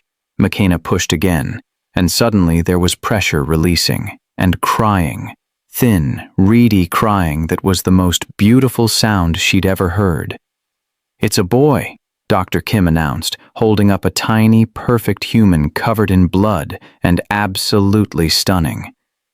My son, Elias breathed, tears streaming down his face. Our son, McKenna corrected, even though speaking felt impossible. The nurses took the baby to clean him, and Dr. Kim's expression turned serious again. Okay, McKenna, one more. Baby number 2 is coming fast. The next 10 minutes were agony. The second baby was larger, positioned awkwardly. Every push felt like McKenna was breaking apart. She screamed. She cried. She gripped both brothers' hands and cursed them for getting her into this situation. But then, finally, there was release. And crying. A second tiny voice joining the first. It's a girl, Dr. Kim announced. A beautiful girl. My daughter, Adrian whispered, his voice cracking with emotion McKenna had never heard from him. Our daughter, McKenna repeated. Both babies were cleaned, weighed, measured. Both healthy. Both perfect. And when the nurses placed them in McKenna's arms, a boy on her left, a girl on her right, she looked down at 2 tiny faces and felt her entire world recalibrate. This was real. This was her family. Zuri and Asher, Elias said softly. They'd chosen the names weeks ago. Zuri, meaning beautiful in Swahili for the girl, Asher, meaning blessed in Hebrew for the boy. They're perfect, Adrian breathed. They're ours, McKenna corrected. All of ours. She looked up at both men, saw matching expressions of awe and love and fierce protectiveness, and knew with absolute certainty that she'd made the right choice. All those months ago, when Adrian had offered her $5 million, when Elias had kissed her on a terrace, when she'd signed a contract that changed everything, it had led to this family, to this love, to this impossible, beautiful, perfect moment. The next few days were chaos, feedings every 2 hours, diaper changes, learning to read tiny cries and distinguish between hungry and uncomfortable and just needing to be held. Both brothers threw themselves into fatherhood with intensity that would have been amusing if McKenna hadn't been so exhausted. Elias was gentle, singing to Asher in soft tones, researching every aspect of newborn care, worried about every sneeze. Adrian was practical, mastering diaper changes with the same efficiency he brought to business deals, creating schedules for feedings and sleep. And McKenna was drowning and floating at the same time. Her body hurt, her breasts ached from nursing. She hadn't slept more than 2 hours at a stretch in days. But when she held Zuri and Asher, when she watched their tiny fingers curl around hers, when she saw Elias and Adrian become fathers right before her eyes, it was worth it. All of it. "You're amazing," Elias told her one night, finding her at 3 a.m. nursing Zuri while Asher slept. "I don't say it enough, but you're the strongest person I've ever met." "I don't feel strong. I feel like I'm barely holding it together." That's what strength looks like. Holding together when everything feels like it's falling apart. Adrian appeared with a bottle for when Zuri finished. "Couldn't sleep?" "These two make sure no one sleeps," McKenna said wryly. "They're worth it." Adrian settled beside her, and the three of them sat in the quiet darkness, watching their children exist. "I never thought I could have this," Adrian admitted quietly. "A family. Something real." "Neither did I," McKenna said. "But here we are." "Here we are," Elias echoed. 3 months passed in a blur of sleepless nights, first smiles, and learning to navigate parenthood as 3 people instead of 2. They developed a rhythm. Elias handled morning feedings. Adrian managed business remotely. McKenna coordinated everything, the heart that kept their unconventional family beating. The press eventually moved on to other scandals. Uncle Lawrence's final appeal was denied. The Harrington empire settled into its new reality. And slowly, day by day, they built something that felt like forever. Then one Tuesday afternoon, a letter arrived. From Kenya. Addressed in handwriting McKenna recognized but hadn't seen in months. Not her mother's, her sister's. McKenna stared at the envelope with growing dread. Because Amara never wrote letters. She texted, she called. Letters meant something was wrong. With shaking hands, McKenna opened it, and the first line made her blood run cold. "McKenna, Mama is dying. The doctors say she has weeks, maybe days. She's asking for you. Please come home. When life breaks you open and puts something beautiful in your hands, do you hold it close or do you let shame take it away? Not everyone gets a second chance. We leave tomorrow." McKenna's voice was steady, but her hands shook as she held her sister's letter. Adrian and Elias stood in front of her, both reading the words over her shoulder. Mama is dying. 3 words that changed everything. "Tomorrow?" Elias's voice carried concern. "McKenna, the twins are only 3 months old. A flight to Kenya." "I don't care." McKenna's voice cracked. "My mother is dying, and she's asking for me. I'm going. Then we go with you," Adrian said firmly. "All of us. We'll hire medical staff, plan carefully, do whatever's necessary. You can't just, we can. And we will." Adrian pulled out his phone, already making calls. "This is your mother, our children's grandmother. Of course we're going." Within 24 hours, they were on a private jet to Nairobi. 2 infants, 3 adults, more luggage than seemed humanly possible. Medical equipment, baby supplies, everything they could possibly need. It was chaos, but they made it work. Makina stood in front of her childhood home a day later, Zuri in her arms, Asher in Elias's. Watching her mother step out onto the porch, she looked older, frailer. The surgery had happened, but the cancer had come back, spreading faster than doctors could fight it. "Mama," Makina whispered, her mother's eyes filled with tears. "My daughter. My beautiful daughter." They crossed the distance between them, and Makina felt her mother's arms wrap around her, careful of the baby between them. "I'm sorry," her mother said immediately. "I'm so sorry for what I said in that courtroom. They offered me money and I was scared, and I thought, Mama, we already talked about this on the phone. It's forgiven, but I need to say it to your face, to look in your eyes and tell you that I was wrong." Her mother pulled back, hands on Makina's cheeks. "You are the bravest person I know. You crossed an ocean. You made impossible choices. You built a family that doesn't look like anything I expected. But it's beautiful. You're beautiful." Makina was crying now. "I thought you were ashamed of me. I was scared for you. There's a difference." Her mother looked at Adrian and Elias. "You love my daughter?" "More than anything," they said together. "And you'll protect her? Cherish her? Treat her like the treasure she is?" "With everything we have," Adrian replied. Her mother studied them for a long moment. Then she turned back to Makina. "I was wrong to judge. Your father always said I saw the world in black and white.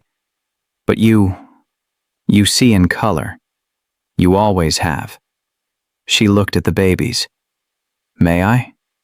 Makina placed Zuri in her mother's arms, watched as her mother's face transformed. Wonder and love, and something that looked like peace. "They're beautiful," her mother whispered. "They're ours. All of ours." "I know." Her mother smiled through tears. "And that's perfect." They spent a week in Kenya. Makina's mother met her grandchildren, held them with gentle wonder, told them stories about their mother as a little girl, about dreams and hope and crossing oceans. She watched how Adrian and Elias interacted, the way they moved around each other like a choreographed dance, each knowing instinctively where the other would be. She saw Makina transform from the tired girl who'd left 3 years ago into a woman who knew her own power. And on their last day, as they prepared to leave, her mother pulled Makina aside. "You did it," she said quietly. "You saved us. Your sister finished university. I had my surgery. We're doing well because of you. That was the plan. But the plan was for you to sacrifice yourself. Instead, you found a family." Her mother's eyes were wet. "That's not sacrifice. That's grace." Makina hugged her mother tight. "Come visit us. In New York. I want you to see our home. I want you to be part of their lives. For however long, I will. I promise. For as long as I can." As they flew back to New York, Makina felt the last piece of her heart settle into place. She wasn't divided between two worlds anymore. She'd built a bridge. Her mother died 3 months later. Peacefully. In her sleep.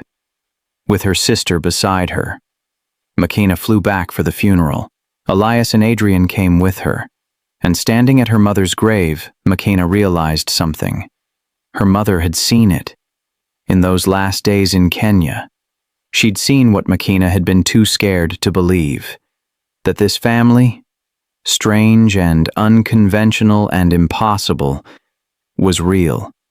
And it was enough. 1 year after the twins were born, they threw a party that would have scandalized traditional society and delighted everyone who mattered. Grace Chen came with her wife, Dr. Kim, brought gifts bigger than the twins themselves, friends who'd stood by them through everything, and surprisingly, Uncle Lawrence showed up. With an expensive bottle of wine and something that almost looked like respect. "I was wrong," he told Adrian and Elias quietly. Your father would have been proud. Not because you followed his plan, but because you built something better. It was the closest thing to an apology they'd ever get. But it was enough. As the sun set over their new home in Westchester, they'd bought an estate when the Manhattan penthouse got too small. McKenna watched Zuri and Asher with their birthday cake. 1 year old, 1 year of sleepless nights and first smiles and learning to be 3 parents instead of 2. 1 year of building something that shouldn't work, but did. Adrian came up behind her, wrapped his arms around her waist. Elias joined them, and for a moment they just watched their chaos unfold. Happy? Adrian asked quietly. McKenna looked at her babies, at the life they'd built, at the family that had formed from an impossible arrangement. Yeah, she whispered. I'm happy.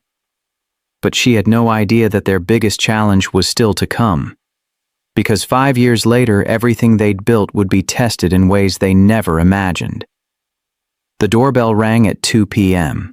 McKenna was in the kitchen decorating Zuri and Asher's birthday cake when she heard it. Their first birthday. The house was already filling with guests. Grace Chen and her wife had arrived early. Dr. Kim was setting up presents in the living room. But when McKenna opened the door, she froze. Uncle Lawrence stood there, alone, holding an expensive bottle of wine, looking uncomfortable in a way she'd never seen him. Mr. Harrington, McKenna said carefully. Ms. Johnson. Or should I say, Mrs. Harrington? He smiled slightly. It looked painful. I know I'm not welcome, but I wanted to come anyway. Why? To apologize. The word hung in the air. McKenna hadn't expected that. Hadn't expected him to show up at all, let alone with an apology. Come in, she said finally. Inside, Adrian and Elias appeared from the study. Both froze when they saw their uncle. Lawrence, Adrian said. His voice was cold. What are you doing here? I came to apologize. To all of you. Lawrence set the wine down. I was wrong. About everything. The lawsuit. The threats. Trying to tear apart your family. I was so focused on what I thought the company should be that I couldn't see what it actually needed. And what's that? Elias asked. Evolution. Change. Leaders willing to break rules for what matters. Lawrence looked at McKenna. Your father would have hated this arrangement initially. He was traditional. Rigid. But watching you 3 over the past year, seeing how you've grown the company while building something beautiful, I think he would have been proud. You tried to destroy us, Adrian said flatly. I did. And I was wrong. Lawrence met his nephew's eyes. I can't undo what I did, but I can acknowledge it, and I can promise to do better going forward, if you'll let me be part of their lives. He looked at Zuri and Asher, who were playing nearby. My great-niece and nephew deserve to know their family. All of it. Even the parts that made mistakes. Silence stretched. Then Elias spoke. You hurt McKenna. Publicly. Viciously. You brought her mother into it. I know. And I'll spend the rest of my life regretting that. Words are easy, Adrian added. Actions matter. Then judge me by my actions going forward, not my words today. Lawrence turned to leave. I understand if you don't want me here, but I needed to say it. I'm sorry. He was at the door when McKenna spoke. Stay. Everyone turned to look at her. Stay, she repeated. For the party. For your family, because that's what we are now, aren't we? Family. Messy and complicated and far from perfect. But family. Lawrence's eyes filled with tears. Thank you. The party was beautiful. Chaos and laughter and love filling every corner of their home.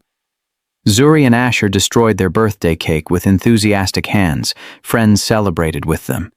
Even Uncle Lawrence found himself laughing at the twins' antics. Grace Chen pulled McKenna aside. You did good, girl. All of this, the fight, the family, the forgiveness, you did real good. I had help. Yeah, you did. But you were the heart of it. Don't forget that. Dr. Kim gave a toast to the most unconventional family I've ever had the privilege of treating. May you continue breaking every rule that needs breaking. Everyone raised their glasses. As the sun set, McKenna found herself on the terrace, the same terrace where Elias had first kissed her, where everything had begun. Adrian found her first, then Elias, standing on either side of her as they watched their children play through the windows. Happy? Elias asked. More than I ever thought possible, McKenna replied honestly. No regrets, Adrian pressed. Not one. Not a single second. Even the hard parts? Especially the hard parts. They made us who we are. Adrian's hand found hers. Elias's arm wrapped around her shoulders, and they stood there watching the life they'd built.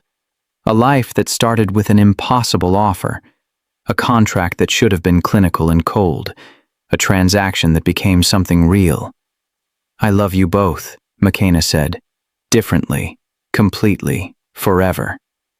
We love you, they said together, and in that moment, as the sun painted the sky gold and their children's laughter filled the air, McKenna knew one absolute truth. Some love stories don't follow the rules. Some love stories rewrite them. And this was theirs. The press had moved on months ago. The scandal had faded. People found other things to be outraged about. The Harrington Empire thrived under joint leadership. The twins proved that unconventional could also mean unstoppable. Their family became just another family. Strange to outsiders, maybe, but normal to them. Grace Chen got them legal recognition in New York as a 3-parent household, one of the first in the state. Uncle Lawrence became a surprisingly doting great-uncle, making amends through actions, not just words. And McKenna's sister Amara finished her degree, got a job, started building her own future on the foundation McKenna had laid. Life settled into something beautiful, but nothing good lasts forever without being tested. 5 years later, everything they'd built would face its greatest challenge yet. Forgiveness doesn't erase the past. It just makes room for the future. If someone hurt you once, do they deserve a second chance? Some wounds only heal when we let them. 5 years later. Mommy, Tayo pushed me. McKenna looked up from her book to see her 5-year-old daughter Amara running toward her, tears streaming down her face. Behind her, 2 4-year-old twin boys, Tayo and Kofi, were wrestling in the grass, laughing. Did not, Tayo protested. Did too, Amara shot back. Where are your fathers? McKenna asked, setting her book aside. Daddy Elias is helping Zuri with homework. Daddy Adrian is on a call. 5 children, 3 parents, one completely insane, beautiful family. After Zuri and Asher came the twin boys 2 years later, then Amara the year after that. Their Westchester estate had expanded with each child. A playground, a tree house, space for 5 children to run and play and exist. McKenna was 33 now, 5 years since the twins were born. 5 years of sleepless nights and first words and learning to navigate a family that shouldn't work but did. Tayo, McKenna called. Come here. Her son trudged over, looking sheepish. Did you push your sister? Maybe, a little. Apologize. Sorry, Amara, he muttered. Good. Now go play nicely. They ran off, the fight already forgotten. McKenna leaned back in her garden chair, watching her chaos unfold. Zuri, now 6, was reading on the porch with Elias beside her.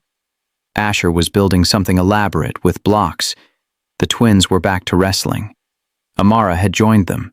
This was her life. Strange and unconventional and perfect.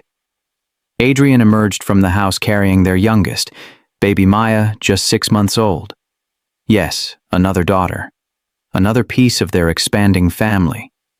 She was fussing, Adrian said, settling beside McKenna. I think she's teething. Already? Early bloomer, like her mother. Makina smiled, took Maya into her arms. The baby settled immediately, making soft cooing sounds. "Do you ever regret it?" Elias asked, joining them. He'd left Zuri with her book. "Any of it?" Makina looked at her family, her loud, chaotic, perfect family, and felt overwhelming gratitude. "Not once," she said honestly. "Not a single second." "Even the hard parts?" Adrian pressed. "Especially the hard parts. They made us who we are." She thought back to that girl who'd crossed an ocean alone, who'd accepted an impossible offer from 2 billionaire brothers, who'd signed a contract that should have been clinical but became something real. "I thought I was selling my future," Makina said quietly, "but I was finding it." "We all were," Elias agreed. The children's laughter filled the air. Zuri called out that she'd finished her chapter. Asher showed off his block tower. The twins tackled each other again. Amara demanded attention. Normal. Beautiful. Theirs. "The company's doing well," Adrian mentioned. "Stock prices are up. The board is happy. Even Uncle Lawrence sent a congratulatory email." "How's he doing?" Makina asked. "Good. Better. He's been present for the kids, for us. He's trying. That's all we can ask." 5 years ago, none of this seemed possible. A maid from Kenya, 2 identical billionaire twins, a contract that became a family, legal battles and public scrutiny and judgment from every direction. But they'd survived. More than survived. They'd thrived. "Your sister called," Elias said. "Amara's getting married next year, in Nairobi. She wants us all there." "All of us?" Makina looked at her 5 children. "That's going to be chaos." "Everything about our life is chaos," Adrian said dryly. "Why stop now?" Makina laughed. "True." Baby Maya started fussing. Adrian took her back, rocking her gently. The sight of him, this man who'd once been all ice and calculation, holding a baby with such tenderness, never failed to move Makina. "I love you both," she said, differently. Completely. Forever. "We love you," they said together. And in that moment, sitting in their garden with children playing and laughter filling the air, Makina knew one absolute truth. This was everything. Not because it was perfect, but because it was real. They'd built something that didn't fit into boxes. Something that made people uncomfortable. Something that challenged every conventional idea of what family should look like. And it was beautiful. "Mommy," Zuri came running. "Can we have ice cream? It's almost dinner. Please, it's Saturday. Ask your fathers. Daddies." All 5 children converged. A wall of energy and demands and pure chaos. Adrian and Elias looked at each other, some silent communication passing between them. "Fine," they said together, but only one scoop. The children cheered and ran toward the house. "You're both pushovers," Makina said. "Says the woman who let them have cake for breakfast last week," Adrian countered. "It was Amara's birthday." "It was 3 days after her birthday." "Details," they laughed, and Makina felt that familiar warmth in her chest. The one that said home. The one that said family. The one that said, "This is where you belong." The sun started to set, painting the sky in shades of orange and gold. Their children ate ice cream on the porch. Adrian fielded one more business call. Elias helped clean sticky faces. And Makina sat watching it all. This life she'd built. This family that shouldn't exist. This love that had grown from an impossible arrangement into something that felt like forever. "What are you thinking?" Elias asked, settling beside her again. "I'm thinking about the girl I used to be." Makina's voice was soft. Elias settled beside her, Adrian on her other side. Their usual formation. The way they'd learned to exist. The one who crossed an ocean with one suitcase and a dream that felt foolish. The one who scrubbed floors and sent every penny home. The one who thought she'd spend her whole life invisible. You were never invisible, Adrian said quietly. I was, until you both saw me. She looked at them, and then everything changed. Do you miss her? Elias asked. That girl? Sometimes. She was simpler, scared but simple. She knew who she was, a daughter, a sister, a maid, nothing more. And now? Now I'm a mother, a partner, part of something so complicated I still don't have words for it. McKenna smiled, but I wouldn't go back, not for anything. Adrian leaned back, watching their children through the window. I never thought I could have this. A family. I'd convinced myself that feelings were liabilities, that love was a weakness I couldn't afford. What changed? McKenna asked, though she knew the answer. You. Sitting on a bathroom floor at 3 a.m., looking at me like I was human instead of a machine. His voice went rough. You broke something open in me that I'd kept locked for years. Good, McKenna said. You needed breaking. We both did, Elias added. I was so busy being the charming one, the likable twin, playing a role I thought I had to play. But you saw through it. You saw me. I saw both of you. Really saw you. Not the billionaires, or the empire, or the money. Just two men who were as lost as I was. Were we lost? Adrian asked. Completely. We were all drowning, just in different ways. They sat in silence for a moment, watching the sun sink lower, listening to their children's laughter. I thought I was selling my future when I signed that contract, McKenna said, but I was finding it. I was finding you both. Finding this. She gestured at their home, their family, their life. We found each other, Elias corrected. All three of us, in the middle of something impossible. Do you think we would have made it? McKenna asked, if we'd known how hard it would be? The legal battles, the judgment, my mother's testimony. All of it? No, Adrian said honestly. If I'd known everything we'd have to face, I might have walked away. Found another solution. But you didn't. Because by the time I realized how hard it would be, I was already in too deep, already in love with you, already imagining a future that looked like this. Me too, Elias said. Every step forward made it harder to walk away, until walking away stopped being an option. And now? McKenna pressed. Now I can't imagine any other life, Adrian replied. This chaos, this noise, these 5 children who demand everything from us. It's exhausting and overwhelming and perfect. We loved with everything we had, Elias said, quietly. That's what matters. We didn't hold back. We didn't play it safe. We went all in. And it worked, McKenna finished. It worked, they agreed. Mommy, Zuri called from inside. Asher ate all the ice cream. Did not, Asher protested. Did too. Here we go, Adrian muttered, standing. But he was smiling, that rare, genuine smile that only appeared around their children. I'll handle it, Elias said, heading inside. McKenna watched them go. These 2 men who'd turned her life upside down, who'd offered her an impossible deal, who'd become her family in the most unexpected way.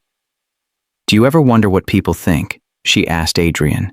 About us, about this? Every day. And then I remember that I don't care. He looked at her. The only opinions that matter are ours, and theirs.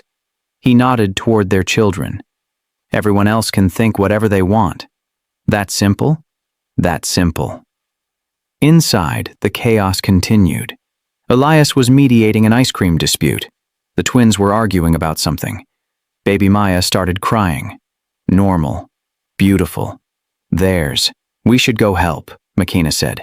In a minute. Adrian pulled her close. Let me have this moment. Just us. Before we dive back into the chaos. So they stood there on the porch, watching the sunset, listening to their family inside, holding on to a moment of peace before the storm. I love you, McKenna said. I love you too. Always have. Always will. Even when I'm impossible? Especially when you're impossible. She laughed, and Adrian kissed her forehead. Gentle. Sure. Then they went inside, together, to face their beautiful chaos, because that's what family was. Chaos and love and choosing each other. Every single day, this was ours, and it was perfect. If you knew the ending would be worth it, would you still be afraid of the beginning? Most people never take the first step. Don't be most people. The sunset painted their world in gold. Makina stood on the terrace, the same terrace where Elias had first kissed her all those years ago, watching 5 children play in the garden below. Zuri was teaching Asher some elaborate game. The twins were building a fort. Little Amara was dancing. Baby Maya slept in Adrian's arms. This was her life. What are you thinking? Elias asked, wrapping an arm around her waist. That I'd do it all again. Every impossible choice. Every hard moment. Every fight. She looked at him. You were worth it. We were worth it, Adrian corrected, joining them. All of us. And they stood there. 3 people who shouldn't fit together, but did. Do you remember that night in the library? McKenna asked, when I overheard you talking about the will? About needing an heir? How could I forget? Adrian said. That's when everything changed. You looked at me like I'd just become the answer to an impossible problem. You were. You are. He shifted Maya in his arms, but you became so much more. We all did, Elias added. We started as a transaction, ended as a family. Makina thought about that girl who'd crossed an ocean, who'd scrubbed floors and sent money home and felt invisible, who'd heard an offer that should have destroyed her but instead transformed her. $5 million for 9 months. That's what the contract said. But what she got was infinity. Mommy, Daddy, come play, Zuri called from below. Which daddy? Adrian called back. Both, and Mommy too. We're coming, Elias shouted. But none of them moved. They stood there holding on to this moment, this perfect golden moment before diving back into chaos. I love you both, Makina said, differently, completely, forever. We know, they said together, and in those 2 words was everything. Years of building trust, of learning to love beyond boundaries, of creating a family that broke every rule but followed the only one that mattered. Love. You know what the crazy thing is? McKenna said. I thought I was giving up my freedom when I signed that contract, but I found it instead. Real freedom. The kind that comes from being loved completely. By 2 people who see all of you and choose you anyway. That goes both ways, Adrian said. I'd locked myself away. Convinced myself that feelings were weakness, that love was liability. You broke me open. Made me human again. You were always human, McKenna corrected. You just forgot. Then you reminded me. Elias pulled them both closer. We're not perfect. This family is messy and complicated and probably breaks a dozen social norms. Probably, McKenna laughed. Definitely. But it's ours, and I wouldn't change a single thing. Below them, their children played. 5 lives they'd brought into the world. 5 pieces of impossible love made real. They're going to have questions one day, McKenna said, about how we all fit together, about why they have 3 parents instead of 2. And we'll answer them, Adrian replied, honestly, with love. We'll tell them that family isn't defined by what the world expects. It's defined by who shows up, who fights, who loves. We'll tell them that courage looks like choosing love even when everyone says it's wrong. We'll tell them their story. Our story. The sun sank lower, painting everything in shades of orange and gold. You know what I realized?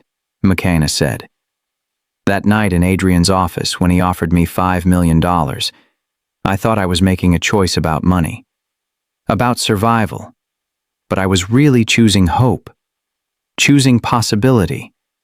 choosing to believe that impossible things could become real. And did they? Elias asked. Makina looked at their children. At these two men beside her. At the life they'd built from an arrangement that should have been cold but became warm. Yeah, she whispered. They did. Adrian's free hand found hers. Elias's arm tightened around her waist, and the three of them stood there as the sun set over their empire. Not an empire of money or power, an empire of love. We should go down, Adrian said, before they destroy the garden. In a minute, Makina replied. Let me have this. Just a minute more. So they gave her that minute, standing together, holding each other, watching the life they'd created exist. And Makina knew one absolute truth. Some love stories follow the rules. They're neat and clean and fit into boxes that make sense. But the best love stories, the real ones, they break every rule.